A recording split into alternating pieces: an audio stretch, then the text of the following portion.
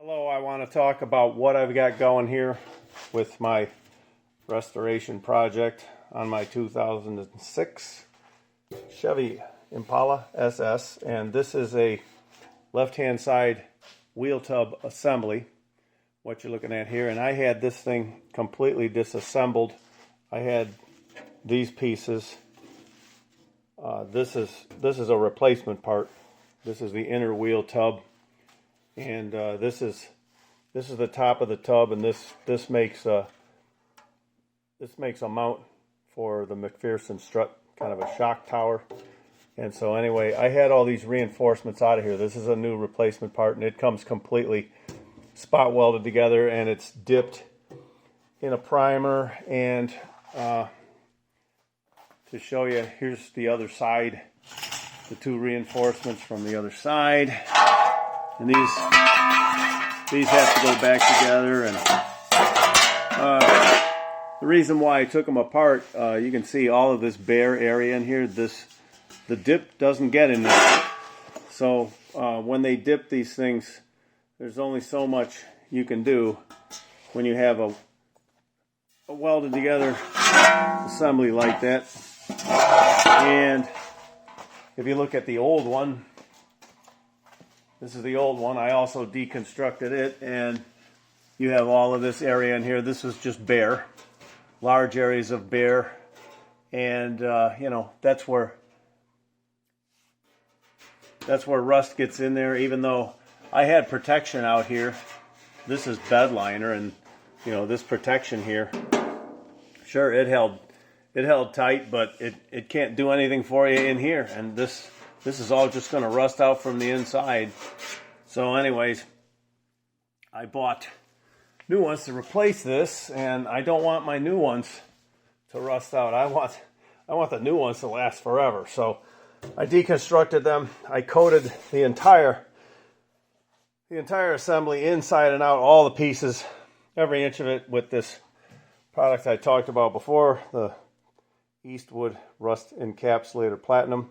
I really like this stuff, and one of the things about it is heat resistant, and it says right on the can, you probably can't read that, it's good to 350 degrees Fahrenheit.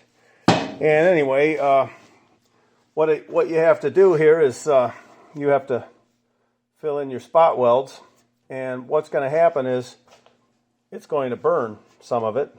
Now I've already scuffed this down here. When you get done here, this is all charred around here where you make a weld. And what I've done is I've buzzed this thing down with a drill here to basically get all the charred stuff off. This is a Nylox. I like these. This is the coarse. They come in different grits. I don't even bother with the finer grits. I use the gray, which is the coarse, and that's a good thing to have. And basically what you do is you gotta, when you go to put this thing back together, you clamp it back up, and you get yourself a copper paddle, and you put it behind the hole. And I clamp it. I clamp the copper paddle wherever I can get a clamp, and clamp the whole thing tight so it doesn't want to walk away. Fill it in with a weld, and what happens is it burns all around here. But you know, what you don't have, okay, yeah, you do got to burn, and there's going to be a burn on the inside here, and there's nothing you can do about that. That's just in there, and it's encapsulated in between the sandwich, you know. And this basically this makes a triple decker sandwich up here. You got three pieces. You've got this piece, and they're all sandwiched together.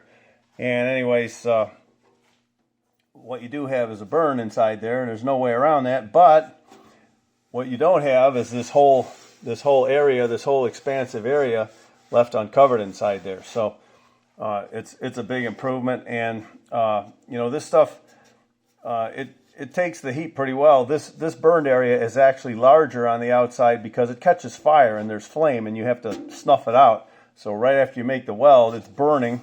You got to snuff it out. And before you make the weld, you can't weld through this stuff. So what I do there, and you can see this one hole is left, and I'm going to leave that open, and the reason why, but I'm getting sidetracked here, but this hole is left open because it mates up with that hole there, and that gives me an alignment point when I go to mount that tub back in there.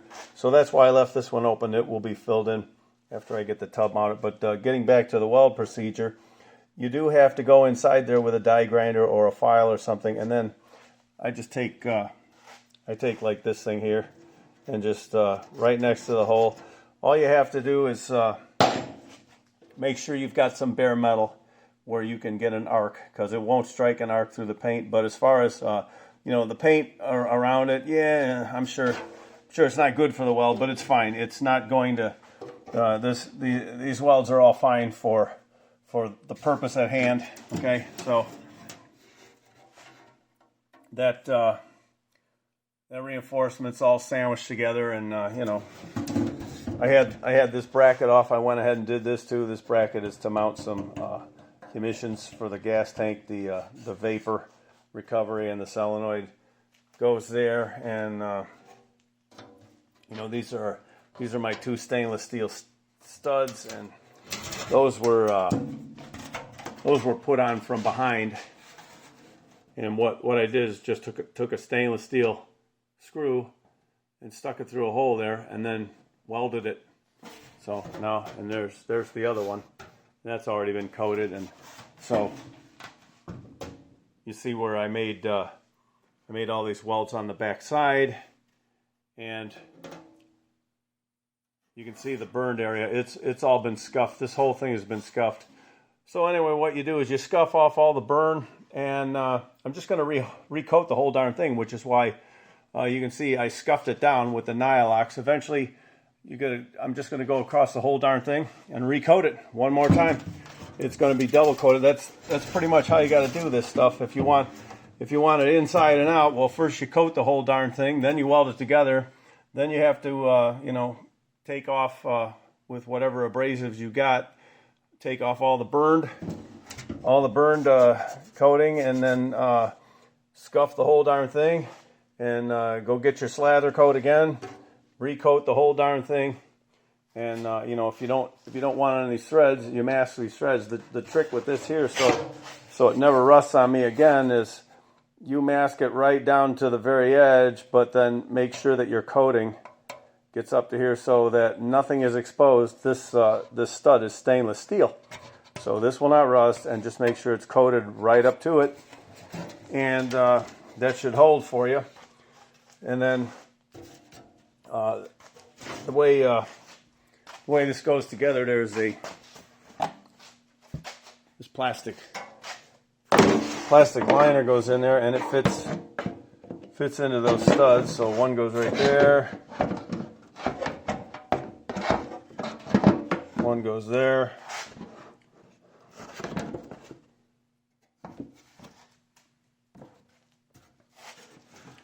and then the outer half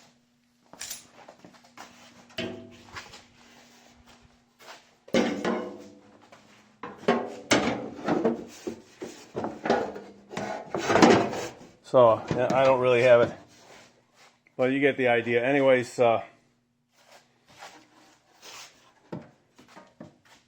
have to line it up better than that.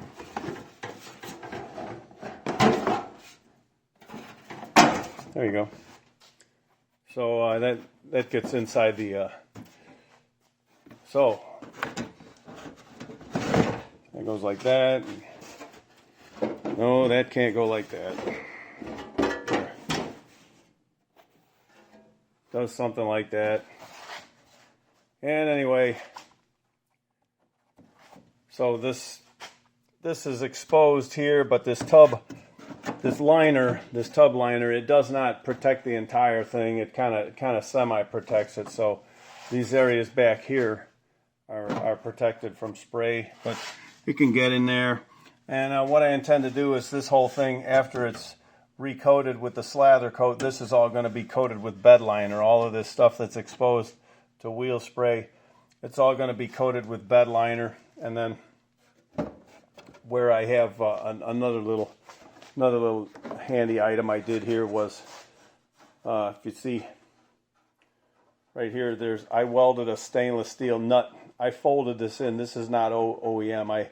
I kind of folded in a little bit here and made a mount. And what that mount does is that lines up.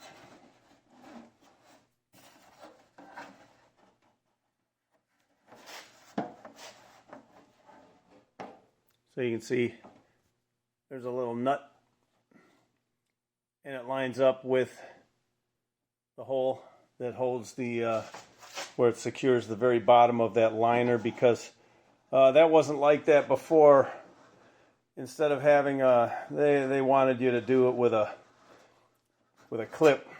That I don't like those clips. They break paint, and especially down here in a rust-prone area. And well, the way this goes is it sandwiches the beauty cover for the rocker panel, comes through here, and it ends up right there at that point at the bottom of the wheel opening. And so this and the beauty cover for the rocker, they sandwich together, and they need a mounting point. So I made one. So that's how that goes together. And that's a stainless steel nut that I welded to there. I just folded a couple of corners together, welded that to that, and so the only thing that's exposed there, everything is coated except the internal threads of that stainless steel nut, and then that's how you protect these mountings. Sorry. That's how you protect these things from rusting out on you again. Let me get rid of this. So anyway,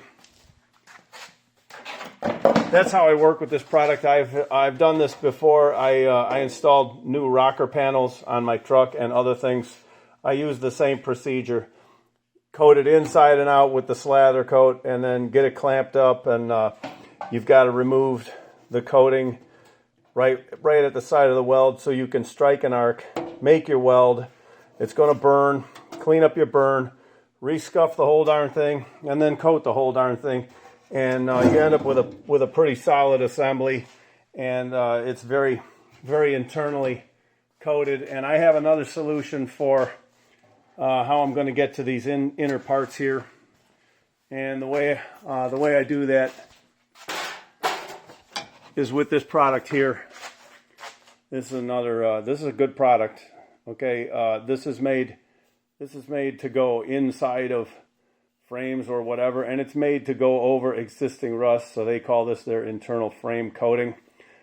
Comes in two different colors, green and black, and I've used this extensively in internal places. It shoots in there with a snorkel hose, so you put your snorkel hose, on there, and anyways, so you got a little hose with a four-way.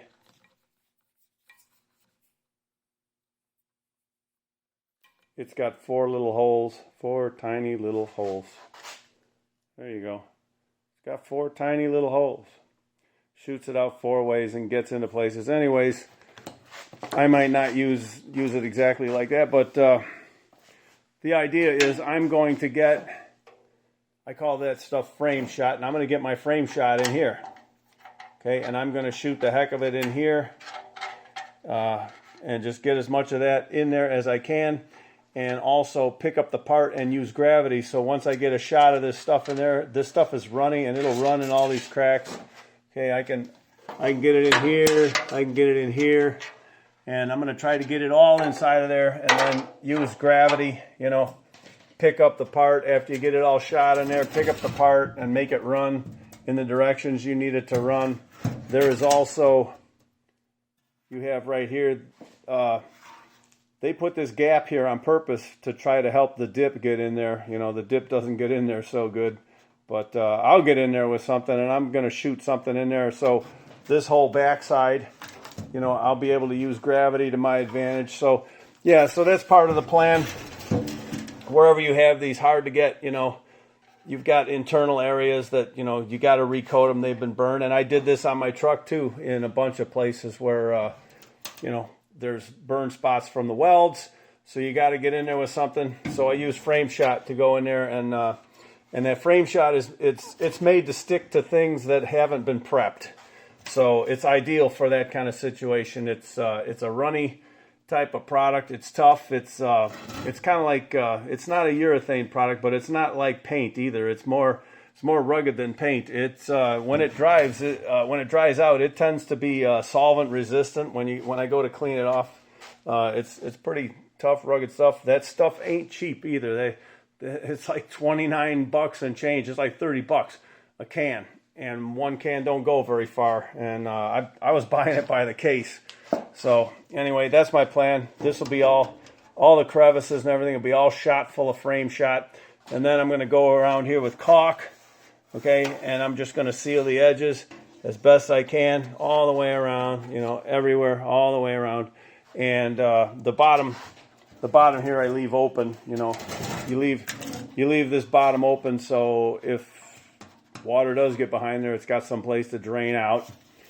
So you leave the bottom open, and so there you go. So that's a real good product. And also, this stuff here, okay, this stuff here, what's on this, it's very tough, it's very heat resistant. This stuff makes great engine paint. And I've already painted a very heavily rusted scaled engine with it, and it works great. It's been on the road for a couple of years, and it's holding up great. So, if you don't mind a silver engine, and I don't, I'll tell you what, I've painted stuff with, I've painted a few engines with different things. I see people using, your standard rattle can paint for an engine. I would not use it. I'll tell you a story. This was back in the 80s. I painted an engine that I put together with acrylic enamel that had catalytic hardener added to it, and basically it's the exact same stuff that back then in the 80s you had two types of exterior automotive finishes. You either had acrylic lacquer, which was air dried and was not chemically hardened, or you had acrylic enamel, which was a two-part system that you added a hardener to it. There were no clear coats back then, not from the factory. Anyways, I painted this engine with basically the same stuff that you would paint the outside of a car with, okay, which was acrylic enamel with catalytic hardener in it, and that stuff was extremely tough, and the only place it showed a burn mark was right around the exhaust ports. And anyways, a few years later, I took that engine apart. I took those cylinder heads down to a shop to have a valve job on them, and they were asking me, I went in there and they said, what did you paint that engine with? What did you paint those heads with? And they wanted to know. And I said, well, what's the problem? And they said, our hot tank isn't taking that stuff off. And they showed me. They had the parts in the hot tank, and the hot tank usually just melts everything right off of it. And it was kind of melting part of it off. So the paint was kind of partially off, but not completely off. The paint was hanging tough. And I told them I painted it the same thing. The same paint you would paint the outside of the vehicle with, I painted the engine with. And see, they're used to putting that, those parts in that hot tank, and that paint on that engine just melts right off. That hot tank just goes right through it like nothing. And they were pretty astounded that, and they thought I had some kind of magic paint. Well, that's what I used. And, I see professional engine builders that, they do high-end work that costs a lot of money, but they paint the engine with rattle can paint. And I don't bother with rattle can paint for an engine. I can do much better than that. As far as I'm concerned, I would just pick a color you like or have a color mixed. I would paint the engine with the same urethane top coat that you're using on the outside of the vehicle right now. And something that is chemically hardened. And, if you don't mind a silver engine, I would just paint it with this stuff, because I've already used this, like I said, on a heavily rusted engine. It's holding up fine. And here's another thing, and I'll probably do a video on this, but there's a product called Cerakote. Cera is spelled, it's Cerakote with a C-E-R-A, as in ceramic, and then hyphen K-O-T-E, and you've probably heard of it. And they tell you this stuff is a high heat ceramic. Well, I used it and I'm not happy with it at all. So maybe I'll do a video on that later. But Just a quick story. I called them up. I called the company, asked them for recommendations. They gave me a product that they told me to use on exhaust manifolds. They said I could use it. It's supposed to be like 1,500 degrees and temperature capability. And so I followed their instructions, and I put them on brand new cast iron exhaust manifolds. They were not used, rusty. They were brand new. They were clean, and I sandblasted them anyway, just so they had a nice, clean finish on them. I followed their instructions and everything. Short story long, those darn things, that Cerakote just peeled right off of there like nothing. It peeled off of there like just some kind of cheesy, high-heat rattle can paint. I spent a lot of time and effort, and that stuff's expensive. And those exhaust manifolds did not even get very hot either, and that stuff failed. So yeah, my advice is don't expect much out of that Cerakote stuff. I don't care for it at all. So anyway, I'm out. Thanks for watching. So long.